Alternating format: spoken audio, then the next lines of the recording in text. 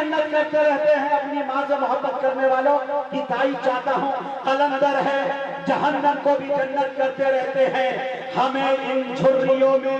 آیتوں کا عکس دکھتا ہے ہم اپنی ماں کے چہرے کی تلاوت کرتے رہتے ہیں جھریوں میں آیتوں کا ہمیں ان جھریوں میں آیتوں کا عکس دکھتا ہے ہم اپنی ہی ماں کے چہرے کی تلاوت کرتے رہتے ہیں دوستوں کہ اگر بھوکا پڑوسی ہے تو پہلے خود نہیں کھاتے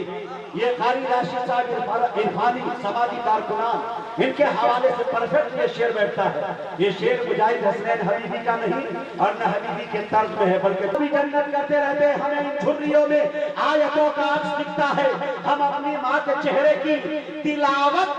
کرتے رہتے ہیں اور کہ اگر بھوکا پڑوسی ہے تو پہلے خود نہیں کھاتے ابھی کچھ لوگ ہیں جو یہ عبادت کرتے رہتے ہیں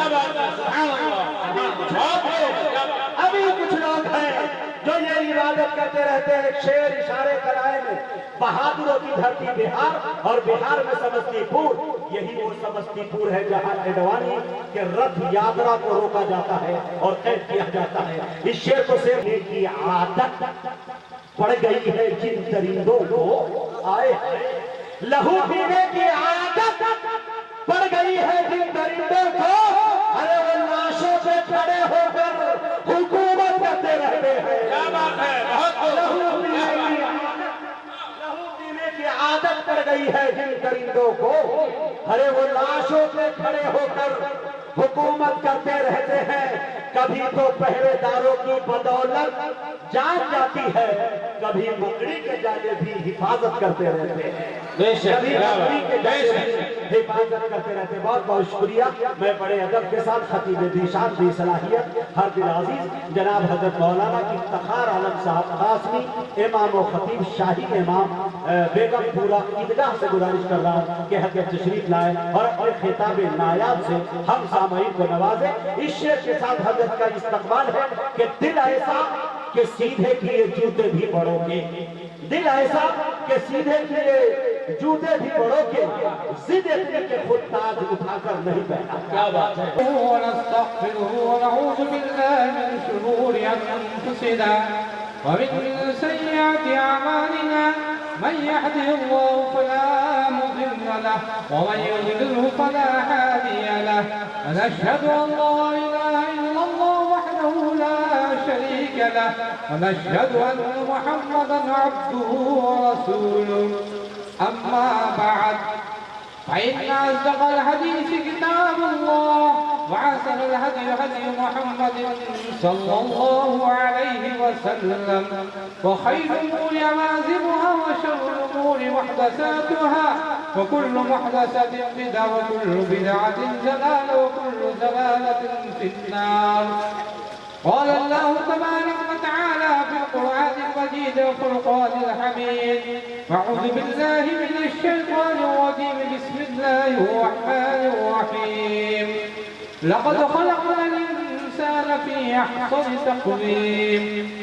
وقال النبي صلى الله عليه وسلم قرة عيني في الصلاة أو كما قال عليه الصلاة والسلام محترم سامعین کرام سب سے پہلے ہم اور آپ امام الانبیاء سید الانبیاء تاجدار مدینہ جناب محمد رسول اللہ صلی اللہ علیہ وسلم کی بارگاہ رسالت میں ایک مرتبہ درود شریف پڑھیں اللہ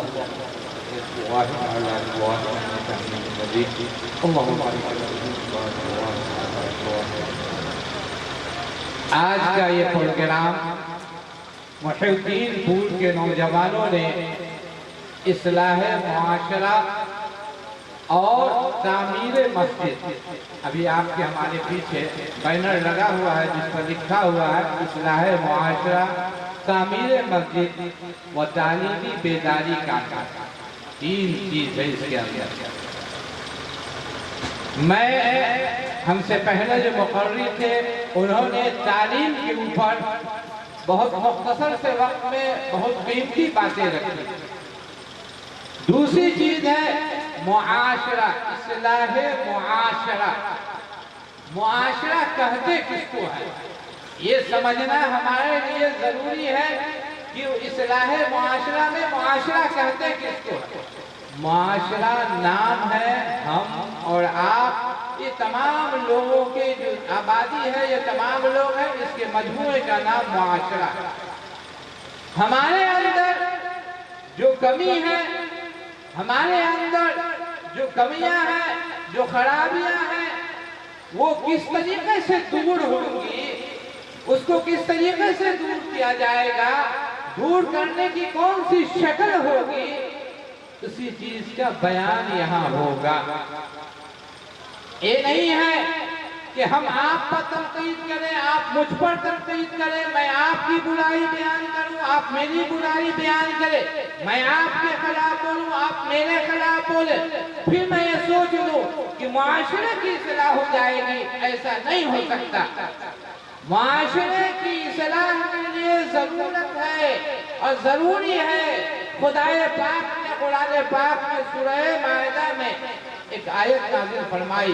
یا ایھا الذین آمنوا علیکم انفسکم، اے وہ لوگوں جو ایمان لائے اپنے آپ کی فکر کرو۔ ہمارے معاشرے کے اندر کتنا بگاڑ ہے، ہمارے معاشرے کے اندر کتنے کام شریعت کے خلاف کیے جاتے ہیں، ہمارے معاشرے کے اندر کتنے امور سنت کے خلاف انجام دیے جاتے ہیں، اس کے اندر سدھار کیسے ہوگا؟ وہ اس طریقے سے ہوگا کہ اس کی فکر ہم خود کریں۔ ہم اگر اس کی فکر خود نہیں کریں گے تو ہمارا معاشرہ نہیں سدھر سکتا۔ ہمارے معاشرے کے اندر جو کمیاں ہیں، جو سنت کے خلاف امور انجام دیے جا رہے ہیں، وہ نہیں ہو سکتا۔ مثلاً ابھی شادی بیاہ کا وقت ہے، عام طریقے سے نکاح کا معاملہ ہے، ہر گھر کے اندر میلاد کا پروگرام ہوتا ہے، لوگ ڈی جے لاتے ہیں، ڈی جے بجاتے ہیں، کیا ہے؟ آگے گانا، پیچھے گانا، بیچ میں مولانا لایا، شروع میں دن بھر بجایا گانا، مغرب کے بعد علماء کرام آئے، اب تقریر ہوئی، نعت پڑھا گیا، علماء کرام دروازے سے رخصت ہو گئے، پھر وہی گانا بج رہا ہے۔ یہ ہمارے معاشرے کے اندر عام طریقے سے پایا جا رہا ہے۔ بیانات ہو رہے ہیں، بتلایا جا رہا ہے کہ ہم جس نبی کے ماننے والے ہیں، اس نبی کا طریقہ کیا ہے، اس نبی نے شادی کرنے کا کیا طریقہ بتایا، ساری چیز کے بیانات ہو رہے ہیں، علماء کرام بتلا رہے ہیں، لیکن ہمارے اندر فرق نہیں پڑ رہا۔ فرق کب پڑے گا؟ جب ہم اپنے اندر اس چیز کے بارے میں سوچیں گے اور غور کریں گے، فکر کریں گے کہ دیکھو ہمارا کون سا کام شریعت کے خلاف ہے اور کون سا کام شریعت کے مطابق ہے، جو کام شریعت کے خلاف ہے ہم اسے چھوڑ دیں، اور جو کام شریعت کے موافق ہے اور مطابق ہے، اور نبی پاک علیہ الصلوۃ والسلام بھی حصہ لیا کرتا تھا اور مسجد کی تعمیر کرتا تھا۔ ایک وقت آیا، اس کا انتقال ہو گیا، کسی نے خواب میں دیکھا کہ وہ بندہ جنت کے اندر ٹہل رہا ہے، اس سے وہ مخاطب ہوا، یہ پوچھا کہ بتلاؤ تمہارے ساتھ کیا معاملہ ہوا؟ فرمایا کہ میں نے اس حدیث پر تو عمل کیا کہ من بنا مسجد، جس نے مسجد بنائی اللہ تعالیٰ اس کے لیے گھر بنا دے گا۔ چنانچہ جب میں جنت میں آیا تو میرے لیے مکانات تیار تھے، گھر تیار تھا، لیکن اس گھر کے دروازے پر بڑا سا تالا لگا ہوا تھا۔ رب نے فرمایا کہ تم نے گھر بنا لیا،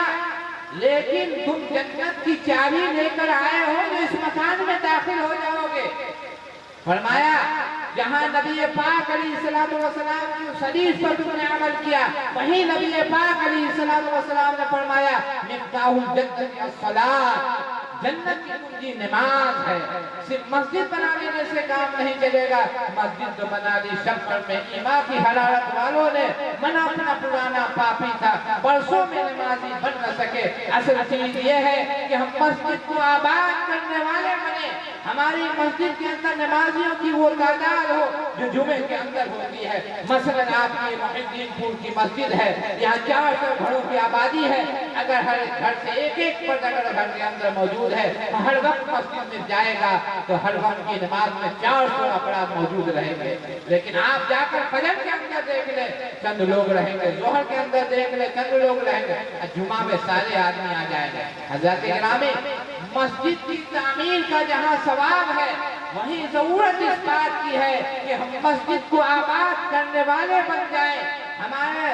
پیشانی رب کے دربار میں جھکنے والا بن جائے, ہم نماز کے پابند ہو جائیں. اگر ہم نماز کے پابند ہو جائیں گے تو ہم بہت سی برائی میں رک جائیں گے. اگر ہم نے نماز کی پابندی نہیں کی, مسجد کو ہم نے بنا لی اور یہ ہم سوچے کہ ہم نے جنت والا کام کر لیا, تو یہ جنت والا عمل ہے, لیکن اصل نماز ہمارے اوپر فرض ہے. اور سب سے پہلے قیامت کے میدان میں حساب و کتاب میں نماز ہی کی پوچھ ہوگی کہ تم نے نماز پڑھی کہ نہیں. اگر نماز کا معاملہ صحیح نکلا تو ہمارا آگے سارا معاملہ صحیح نکلے گا. اگر نماز کا معاملہ کے اندر کمی آ گئی تو ہمارے سارے معاملات یوں ہی کرتے جائیں گے, یعنی اس کے اندر بھی ایسے ہی ہوگا. حضرات گرامی, اصل یہ ہے کہ ہم دل کے اندر آج کی جو مجلس یہاں کے نوجوانوں نے منعقد کی ہے, اصلاح معاشرے کی, ہم میں سے ہر آدمی یہ نیت کرے کہ ہم آئے ہیں اصلاح معاشرہ کے پروگرام میں, یہاں سے ہم کو سبق لے کر جائیں گے, اپنے دل سے کینہ نکال دیں گے, اپنے دل کے اندر جو دوسروں کے سلسلے میں اپنے دل کے اندر جو گھمنڈ ہے, بڑائی ہے, اسے نکال دیں گے. کوشش یہ کریں گے ہمارا عمل نبی پاک علیہ السلام کے سنت کے مطابق ہو جائے. اس لیے امام بخاری رحمۃ اللہ علیہ نے جب بخاری شریف لکھی, جو پہلی حدیث لکھی انما الاعمال بالنیات, عمل کا دار و مدار نیت پر ہے. اگر ہماری نیت صحیح رہے گی تو ہمارا عمل بھی صحیح رہے گا. اگر ہماری نیت غلط رہی, ہم اس ارادے کے ساتھ آج کی مجلس میں بیٹھے ہوئے ہیں کہ مولانا کا بیان سنیں گے, ایک کان سے سنیں گے, دوسرے کان سے نکال دیں گے, تو یہ مجلس کار ثواب ہے, لیکن آپ کو اس کا فائدہ نہیں ہوگا. آپ یہ ارادہ لے کر بیٹھے کہ آج کی مجلس کے اندر علماء کرام ہمیں جس چیز کی تعلیم دیں گے ہم اس پر عمل کرنے کی کوشش کریں گے, تو یہ شاید جتنے لوگوں نے اس پہ اپنا مال, روپیہ, اپنا وقت لگایا ہے, ان کو بھی اس کا اجر و ثواب ملے گا. جو لوگ آئے ہیں بیان کر, ان کو بھی اجر و ثواب ملے گا. اور اگر آپ کی نیت صحیح نہیں ہے تو آپ کو عمل کی توفیق نہیں ملے گی. اور ادنا سی مثال آپ دیکھ لیں, سب لوگوں کے پاس بڑا بڑا موبائل, یوٹیوب پر, فیس بک پر آپ ایک سے ایک علماء کرام کی تقریر سنتے ہوں گے, لوگوں کو دیکھتے ہوں گے اپنے گھر میں تقریر لگا کر سن رہے ہیں, لیکن کسی کو اس تقریر پر عمل کی توفیق نہیں ہوتی. وجہ کیا ہے؟ آپ نے موبائل کے اندر تقریر تو لگائی, لیکن نیت یہ نہیں کیا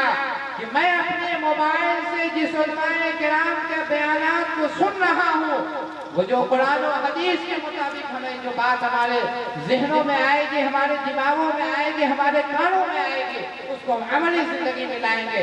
اس لیے جب نیت نہیں ہوتی ہے چلے جائیں گے اللہ کے دربار میں, ہم کو اپنے کیے ہوئے اعمال کا حساب دینا ہوگا. یوں ہی ہم جنت و جہنم میں داخل نہیں ہو سکتے. یہ فکر ہمارے اندر آ جائے گا تو ہم دنیا میں بھی کامیاب ہو جائیں گے اور آخرت میں بھی کامیاب ہو جائیں گے, اور ہمارے لیے یہی زیادہ آخرت بنے گا. اللہ تعالیٰ سے ہم دعا کرتے ہیں کہ اللہ تعالیٰ ہمیں بولنے سے زیادہ, آپ لوگ کو سننے سے زیادہ عمل کرنے کی توفیق نصیب عطا فرمائے. وآخر دعوانا الحمدللہ رب العالمین.